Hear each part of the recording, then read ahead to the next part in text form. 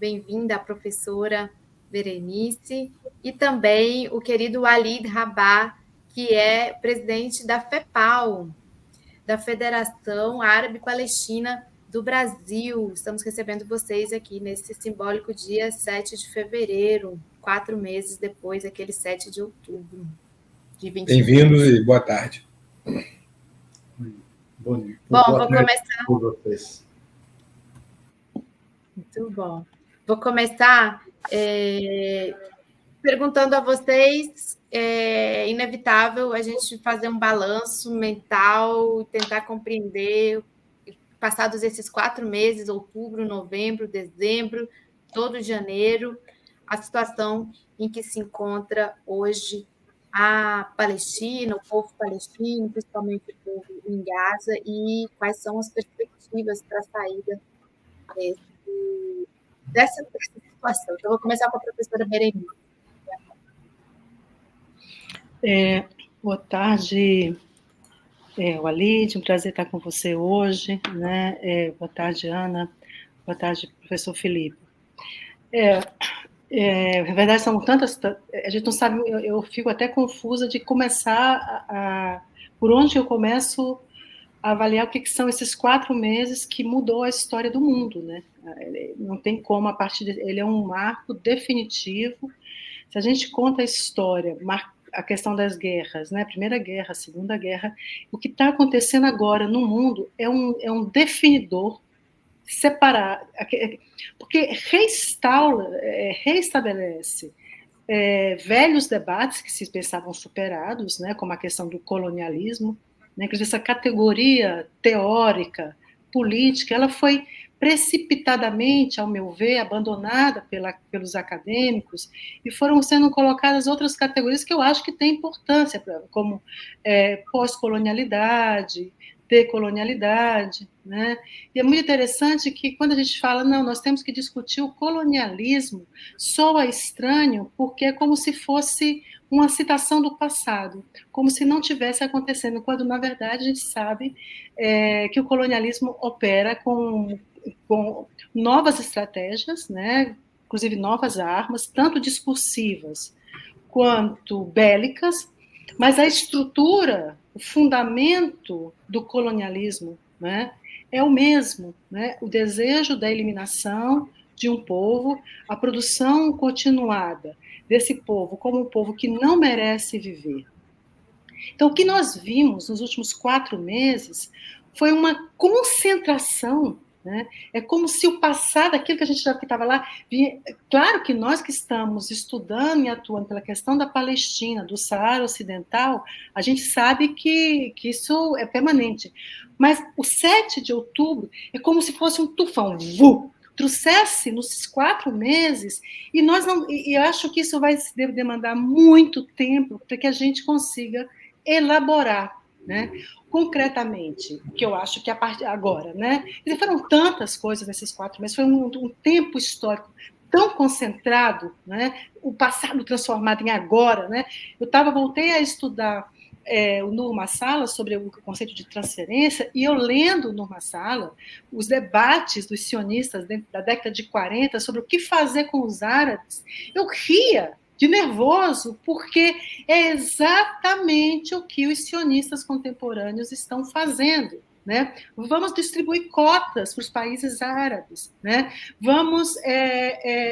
Eles têm muitos lugares para ir, porque afinal eles não pertencem a essa terra. Isso na década entre 30 e 40, até que finalmente, entre 47, final de 47 e 48, né, entre 6 meses do plano ABCD, até o plano Delet, que foi o último, tem o grande momento da chamada transferência obrigatória. Quer dizer, o sionismo tem suas especificidades. Né? Então, esses 4 meses eles têm essa concentração, né? Fundamentalmente, por um lado. Por outro lado, o que é muito impressionante é como...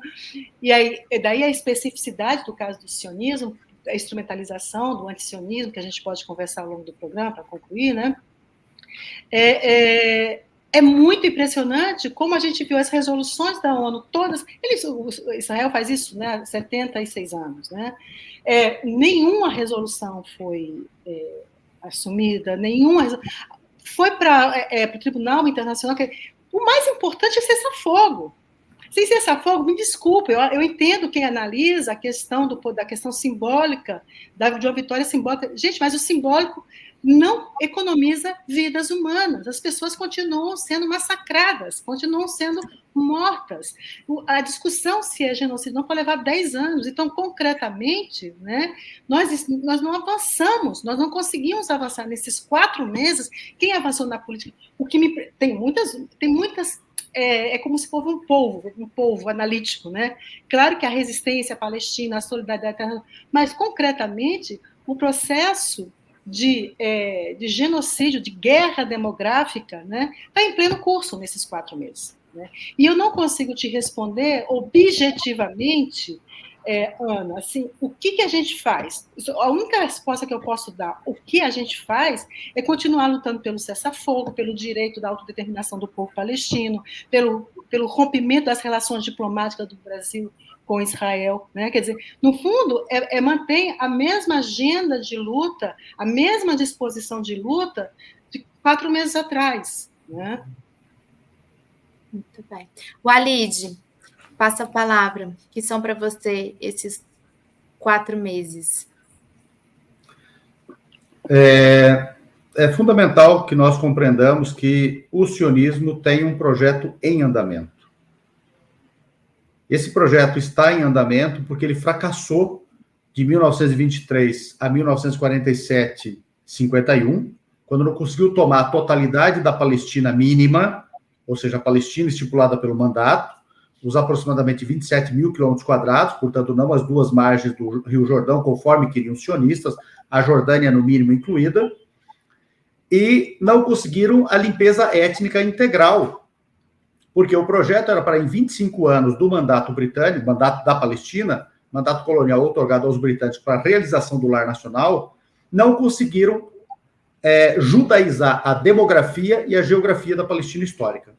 Por isso, precisaram da maior limpeza étnica da história, 88% da população palestina limpada etnicamente, dos 78% tomados naquele momento.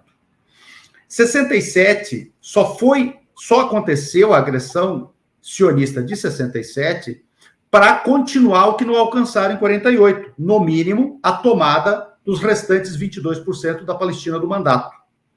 Só que não houve clima e circunstâncias favoráveis à continuidade da limpeza étnica para promover, no mínimo, uma limpeza étnica equivalente, em 88%, portanto, dos outros 22% da Palestina tomada em 67. O que resulta disso tudo? Esse é um novo fracasso do sionismo, porque nós temos 3 fracassos consecutivos desse momento.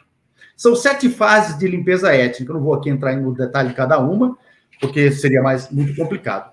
A realidade hoje na Palestina é, primeiro, um dado demográfico assustador para os sionistas. 300 mil não-judeus mais do que judeus na Palestina histórica. Dentro do território que é considerado Israel, quer dizer, dos 78% tomados imediatamente por enclave colonial, autoproclamar-se Estado e autodenominar-se Israel, apenas entre 15% e 20% são eurojudeus, quer dizer, destinatários da promessa de Balfour. Ou seja, daqueles que se diziam sob antijudaísmo, anacronicamente dito antissemitismo, para os quais a perseguição, portanto, exclusivamente ocidental e europeia a ocidentais de fé judaica, teria sentido. Por que isso tudo faz cair por terra? Porque a população do Israel hoje, 30%, 23% dela é não judaica, palestina originária, cristã ou muçulmana, quer dizer, do que restou daqueles que não foram atingidos pela limpeza étnica. Os outros 50% ou mais também são não europeus, não ocidentais, quer dizer, árabes importados, árabes de fé judaica importados após 48, para dar conta de uma nova demografia judaica, já que um dos fracassos embutidos, que poucas pessoas e poucos estudiosos enxergam, é que não foi possível importar eurojudeus em quantidade suficiente, por isso que eles chegam em 47 com apenas 30% da demografia judaica, e apenas 5,87% do território palestino judaizado pela aquisição, sendo que 3% já eram de palestinos de fé judaica. Este processo é que detona isso que está acontecendo agora. Nós temos, nesse momento, segundo a Universidade do Oregon, por exemplo, 75% de destruição da Palestina. Entre mortos e deslocados, nós temos, neste momento, quase 93% da população palestina atingida por deslocamento e mortes. Entre sob os escombros e já mortos, nós temos quase 38 mil palestinos mortos. Quase 35 mil palestinos mortos. Na verdade, mais, quase 36 mil palestinos mortos. Isso dá 1,6% da demografia palestina de Gaza. Os feridos são quase 72 mil. Isso dá quase 3,3% da Palestina em Gaza. Nós temos, portanto, 5% entre feridos e mortos. Só para nós termos uma ideia, a destruição da Nakba, que durou de 47, final, 18 de dezembro, a 49, março, o armistício, e a limpeza étnica desta data anterior até 51, nós tivemos 88% da destruição da Palestina, quer dizer, da demografia expulsa ou morta. Teve 15 mil mortos e agora tem 35. Nós temos, portanto, já quase nos aproximando de 150% mais mortos agora do que na maior limpeza étnica da história. E nós já temos quase 93% entre mortos e deslocados em Gaza, superando os 88% da limpeza étnica. E das 771 localidades palestinas invadidas, 531 foram destruídas, deu 69%. E agora nós temos 75% de destruição, segundo a Universidade de Oregon. É isso que está acontecendo. E um importante instituto de pesquisas palestino publicou, numa pesquisa de 6 a 9 de setembro do ano passado, de 23, a maioria da população palestina tinha opiniões diversas sobre vários assuntos, muitos, inclusive essa pesquisa identifica preferências presidenciais, corrupção, etc. E ela diz que a esmagadora maioria da população palestina, mais de 70%, não acreditava em uma nova Nakba. Ou seja, nós temos ainda uma anemia de percepção, de entendimento do que é o projeto sionista. E, finalmente, está em curso, a professora Berenice bem coloca, a tentativa de exportar novamente palestinos limpados etnicamente. O Brasil, ontem, os veículos de comunicação deram que o Brasil não aceitará refugiados humanitários. Está aceitando repatriados, tem novas famílias vindo com a condição de repatriados. O que o Smotrich e o Ben-Gvir, que são a voz de fato do sionismo, inclusive do autoproclamado de esquerda, porém são apresentados como extremistas aptos a falar barbáries, dizem: nós queremos que pelo menos 100 países do mundo recebam 20 mil palestinos cada um. Com isso, eles limpam os 2 milhões de palestinos que ainda restam menos de 2 milhões. Segundo o Escritório de Estatísticas Palestino Central, a população de Gaza, antes da agressão israelense de 4 meses, na verdade 124 dias, porque tem alguns dias ali com 31, etc., nós tínhamos 2.223.000. Nós já temos menos de 2 milhões, porque nós temos 35 mil mortos. Quer dizer que Israel e o sionismo, inclusive os sionistas no Brasil, inclusive os grandes veículos de comunicação que apoiam o genocídio no Brasil, querem que o Brasil seja o primeiro país a abrir a porteira para receber 20 mil palestinos para uma nova Nakba. É isso que está em curso. Nós precisamos compreender isso, o campo democrático e popular precisa compreender isso, e o liberal não genocida. E obrigado pela oportunidade, obrigado por me permitir estar com a professora Berenice, vocês aí, muito obrigado mesmo. Eu não sei, eu posso só acrescentar um dado, esse dado que o Walid traz. Eu estava dando uma olhada nos dados das mortes na guerra do Afeganistão em 20 anos, segundo a Universidade de Brown, né, foram 179 mil mortes em 20 anos. Isso dá isso considerando civis e militares, né, 179 mil.